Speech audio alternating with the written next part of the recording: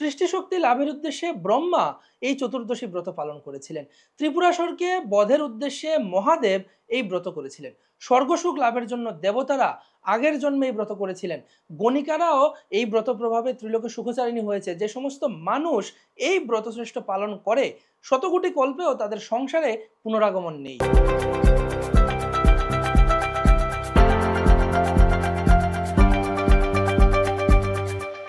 হরে কৃষ্ণ। ঈশানগতার পক্ষ থেকে সবাইকে নৃসিংহ চতুর্দশীর কৃষ্ণ প্রীতি ও শুভেচ্ছা। বৃহৎ নারসিংহ পুরাণে ভগবান শ্রী নৃসিংহদেব ভক্ত প্রহ্লাদ মহারাজকে বলছেন, বর্ষে বর্ষে তু কর্তব্যং মম সন্তুষ্টি কারণম মহাগুহ্যমিদং শ্রেষ্ঠং মানবৈর্ভব ভীরুভি। প্রতি বছর আমার সন্তুষ্টির উদ্দেশ্যে চতুর্দশী ব্রত কর্তব্য। জন্ম মৃত্যুময় সংসার ভয়ে ভীত মানুষ এই পরম গোপনীয় শ্রেষ্ঠ ব্রত পালন করবে। বৈশাখ মাসের শুক্লা চতুর্দশীতে শ্রী নৃসিংহদেব আবির্ভূত হয়েছিলেন। তাই এই তিথিতে ব্রত পালন পূর্বক তার পূজা ও উৎসব করতে হয়। যেহেতু চতুর্দশী তিথিতে আবির্ভূত হয়েছিলেন, তাই এই তিথিকে বলা হয় শ্রী নৃসিংহ চতুর্দশী। শ্রী নৃসিংহদেব বললেন, আমার ব্রতদিন জেনেও যে ব্যক্তি লঙ্ঘন করে, চন্দ্র সূর্য যতদিন থাকবে ততদিন তাকে নরক যাতনা ভোগ করতে হবে। যদিও আমার ভক্তরা এই ব্রত পালন করে থাকে, তবুও প্রত্যেকেরই এই ব্রতে অধিকার আছে।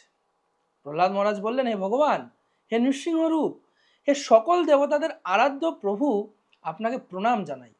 আমি জিজ্ঞাসা করছি, হে প্রভু, তোমার প্রতি আমার এই ভক্তি কিরূপে উৎপন্ন হলো? কিরূপে আমি তোমার কাছে এতটা প্রিয় হতে পারলাম? আমি কিভাবে তোমার এত প্রিয় ভক্ত হলাম? তখন শ্রী নৃসিংহদেব বলছেন, হে বুদ্ধিমান, একান্ত মনে তুমি শোনো। প্রাচীন কল্পে তুমি একজন ব্রাহ্মণ ছিলে, কিন্তু বেদ পাঠ করনি। তোমার নাম ছিল বসুদেব এবং তুমি ছিলে গণিকাসক্ত। তোমার কোনো সুকর্ম ছিল না, কেবল একটি মাত্র ব্রত তুমি করেছিলে।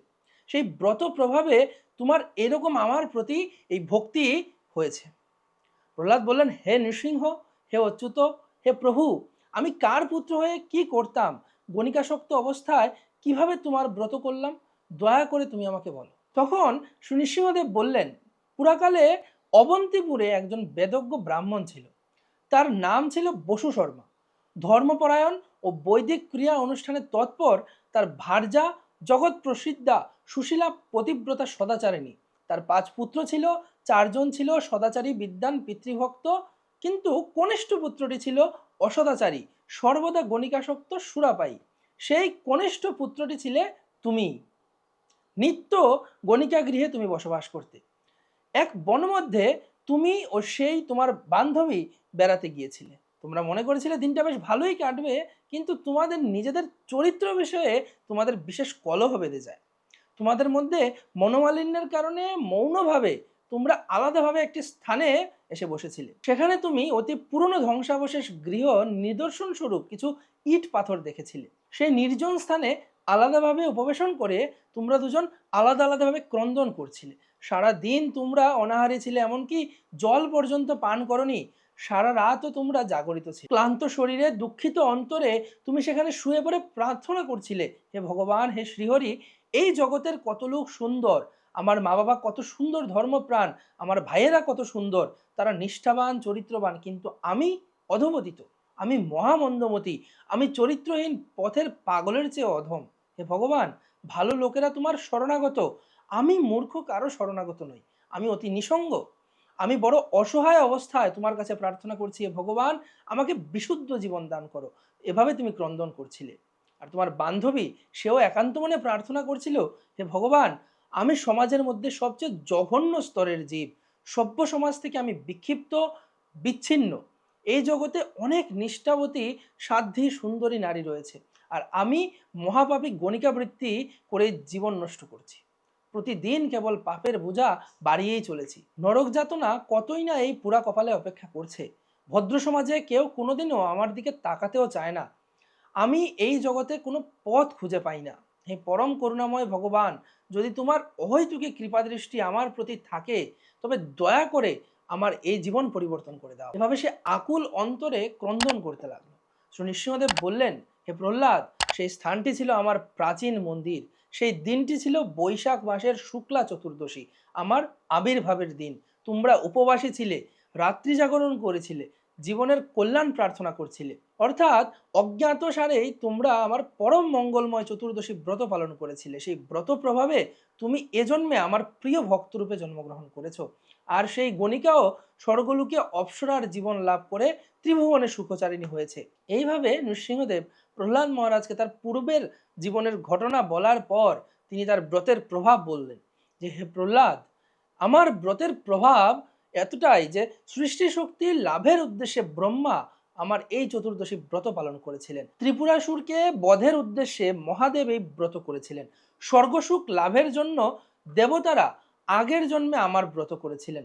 গণিকাওরাও এই ব্রত প্রভাবে ত্রিলোকে সুখচারিণী হয়েছে। যে সমস্ত মানুষ আমার এই ব্রত পালন করবে শতকোটি কল্পেও তাদের সংসারে পুনরাগমন হবে না। আমার ব্রত প্রভাবে অপুত্রক ভক্তপুত্র লাভ করে, দরিদ্র ধনশালী হয়, তেজস্কামী তেজ লাভ করে, রাজ্যকামী রাজ্য পায়, আয়ুষ্কামী দীর্ঘায়ু লাভ করে। স্ত্রীলোকেরা আমার এই চতুর্দশী ব্রত পালন করলে ভাগ্যবতী হয়। এই ব্রত সৎপুত্রপ্রদ, অবৈধব্যকর, পুত্রসুখ বিনাশক, দিব্য সুখপ্রদ।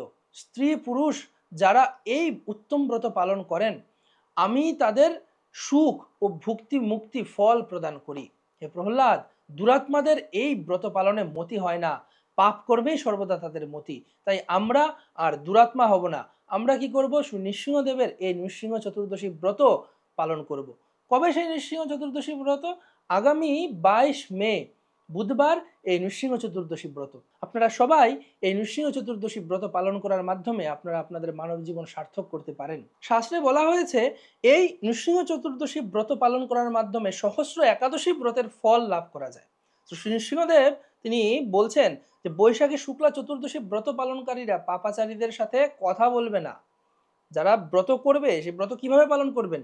যে না, প্রথমত পাপাচারীদের সাথে কথা বলা বন্ধ করতে হবে, মিথ্যা আলাপ বর্জন করবে, স্ত্রী সম্ভাষণ বর্জন করবে, দ্রুতক্রিয়া ত্যাগ করে আমার রূপ গুণ লীলা আদি কথা স্মরণ করবে। ব্রহ্ম মুহূর্তে ঘুম থেকে উঠে পবিত্র জলে স্নান সম্পন্ন পূর্বক ভগবানের নাম কীর্তন আদি করতে হয়, অর্চনাদি করতে হয় এবং ভগবান শ্রী নরসিংহদেবের অভিষেক সন্ধ্যার সময় অনুষ্ঠিত হয়। আগে প্রহ্লাদের পূজা, তারপর লক্ষ্মী নৃসিংহের পূজা। এই অভিষেক ও পূজা আরতি সন্ধ্যাকালে সম্পন্ন করতে হবে। নৃত্য, গীত, বাদ্য, হরিনাম সংকীর্তন, নৃসিংহস্তুতি, নৃসিংহলীলা পাঠপূর্বক রাত্রি জাগরণ এবং পরদিন সকালে স্নান সেরে যত্নসহ ভগবানের পূজা এবং সকলের মঙ্গল প্রার্থনা করতে হয়। তারপর ব্রাহ্মণকে দক্ষিণা দান ও প্রসাদ সেবন করাতে হয়। যারা সম্পূর্ণ দিন উপবাস করতে পারবেন না, যেহেতু ভগবান শ্রী নরসিংহদেব সন্ধ্যায় গোধূলি লগ্নে আবির্ভূত হয়েছেন, তাই গোধূলি পর্যন্ত আপনারা উপবাস পালন করবেন। কমপক্ষে সন্ধ্যার পর অনুকল্প প্রসাদ গ্রহণ করতে পারেন এবং কমপক্ষে রাত 10টা পর্যন্ত জেগে থাকবেন। পরদিন মঙ্গল আরতিতে অংশগ্রহণ করবেন এবং নৃসিংহ স্তব করবেন এবং পরবর্তীতে একটা নির্দিষ্ট সময়ের মধ্যে ভগবানকে নিবেদনপূর্বক সেই প্রসাদ গ্রহণ করে পালন সম্পন্ন করবেন। এভাবে পবিত্র নরসিংহ চতুর্দশী ব্রত পালন করার মাধ্যমে নিজেদের মানব জীবনকে সার্থক করুন। ভগবান শ্রী নৃসিংহদেবের প্রীতিবিধান করুন। ভগবান শ্রী নৃসিংহদেব ভক্তিবিঘ্ন বিনাশক। তিনি আমাদের ভক্তির সমস্ত বিঘ্ন, সমস্ত বাধা, প্রতিবন্ধকতা বিনাশ করার মাধ্যমে যেন আমাদের ভক্তি আরো সুদূর প্রসারী হয়, সেজন্য আমরা নৃসিংহদেবের কাছে প্রার্থনা করব এবং এই নৃসিংহ চতুর্দশী ব্রত পালন করব। হরে কৃষ্ণ।